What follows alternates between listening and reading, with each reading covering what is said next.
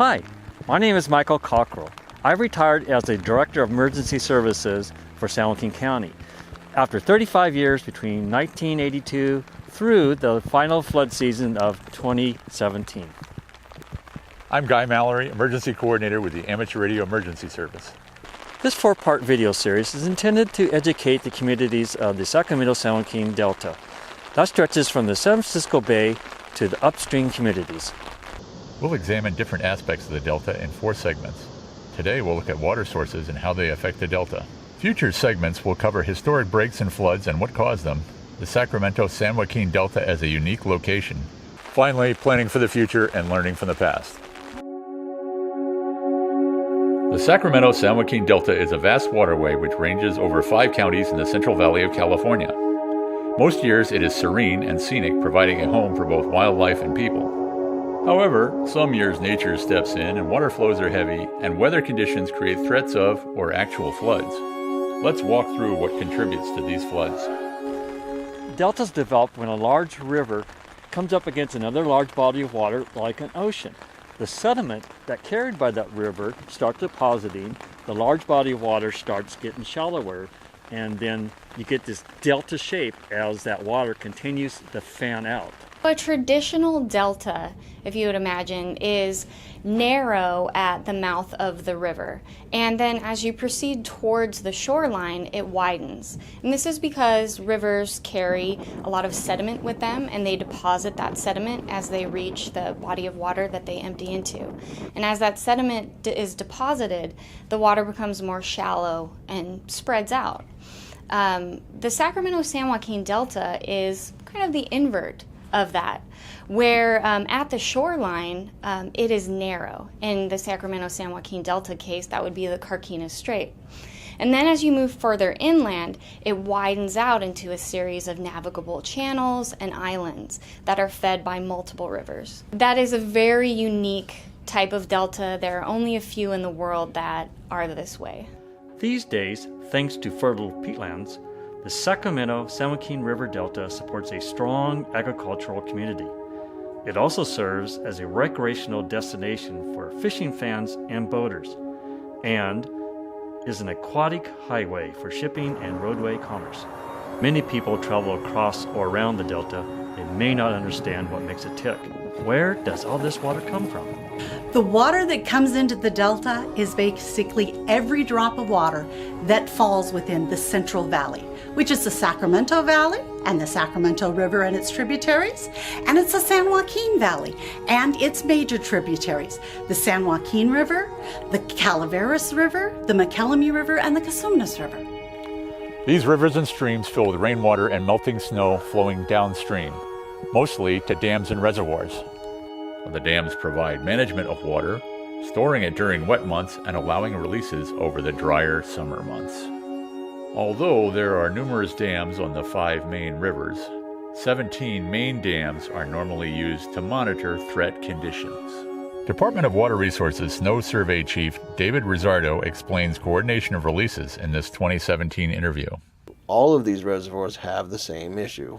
Lots of snow, relatively full reservoirs, and a very limited capacity to release water at too high of a rate downstream. And all that water has to collect somewhere, and the channel capacity isn't that much bigger. And so it requires a lot of coordination between the Department of Water Resources and our main partners, which are the reservoir operators, the Army Corps of Engineers, for example, to talk about how we can release that water, almost like a stoplight effect. Almost like, okay, Tuolumne, go ahead and release some water. Merced, can you hold back for a little bit? Oh, okay, now you can release, and San Joaquin, you hold back. And without this coordination and this willingness for all these individual reservoir operators to come together, the situation could be exacerbated much worse than it is. What happens when a dam overtops and more water has to be released that might cause levee breaches? The California Department of Water Resources is prepared. We have a variety of materials available for flood fighting. Specifically, we have over 400,000 tons of breach closure and channel closure rock that can be deployed from our sites when needed. These sites are ready to operate 24 hours a day, 7 days a week. We actually have waterside access, so we can load barges with the material to quickly get it to the breach locations without having to truck it there and deal with maybe possible road closures or evacuations with people trying to leave on the freeways. We have millions of sandbags. We have hundreds of miles of plastic sheeting, twine, stakes, and other materials that can be used for various types of flood fighting on levees.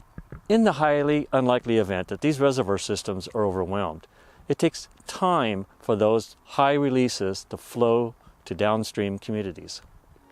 Let's use major dams to demonstrate how long large releases might take to reach a community. American River takes 8 hours to flow from the Folsom Dam to the I Street Bridge in downtown Sacramento.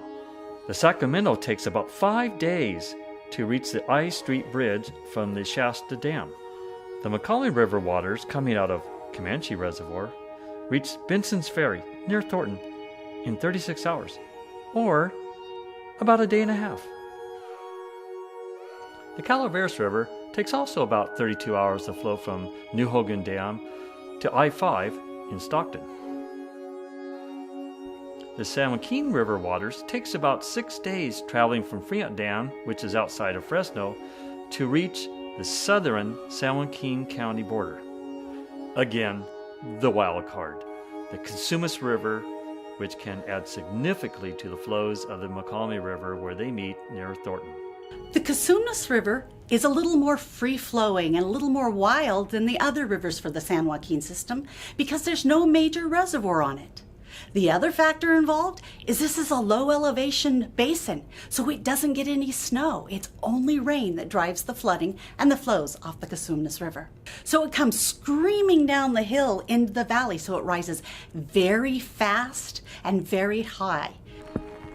High flows caused levee breaks in 1986 and 1997 along the McCollum River in San Joaquin County. Your county's Office of Emergency Services and local responders are prepared, and they ask that you be alert and prepared in times of danger.